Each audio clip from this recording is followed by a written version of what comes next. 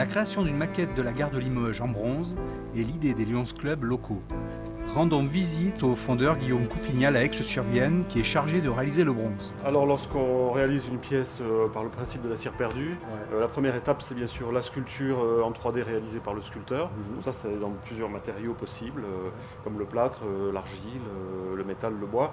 Et une première prise d'empreinte qui est faite avec une empreinte souple en silicone qui elle va permettre de tirer un positif en cire. Cette cire elle-même est enrobée dans un second moule qui est un moule réfractaire qui va lui passer au four faisant évacuer la cire, ce qui donnera le nom de la technique cire perdue. Et dans l'espace libéré par la cire, on pourra faire passer le métal en fusion. Ce moule est donc cassé ensuite, c'est un moule perdu, lui, à contrario par rapport au premier moule qui était en silicone, qui est un moule dit à bon creux, un moule mère. Et donc on se retrouve donc ayant cassé ce second moule avec un brut de fonderie qui lui va suivre l'étape suivante, va être confié à l'étape suivante, la ciselure et la finition du bronze. Le bronze, c'est pas très chaud, entre guillemets, c'est 1250 degrés.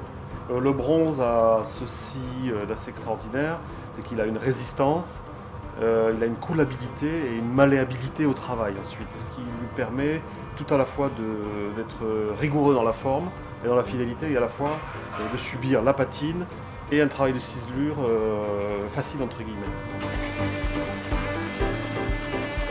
Donc là on est vraiment à la finition de la pièce, hein, on est à l'étape de la patine. Ouais. Donc c'est une des étapes les plus importantes en quelque sorte parce que c'est elle qui va donner l'aspect définitif et qui va donner peut-être ajouter à la personnalité de l'objet.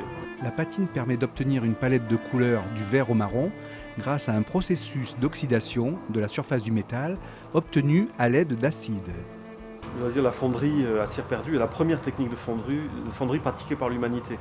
C'est vraiment la plus ancienne, on va parler de la Chine il y a 5000 ans, de la Mésopotamie, etc. Mais c'est une technique très pointue. On peut dire que les anciens dans l'Antiquité avaient pratiquement tout inventé.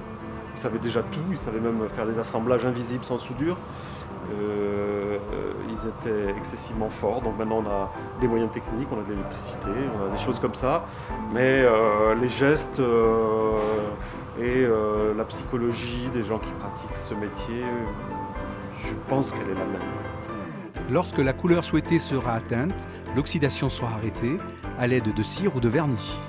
L'ultime étape sera prochainement l'installation de cette maquette sur le parvis de la gare.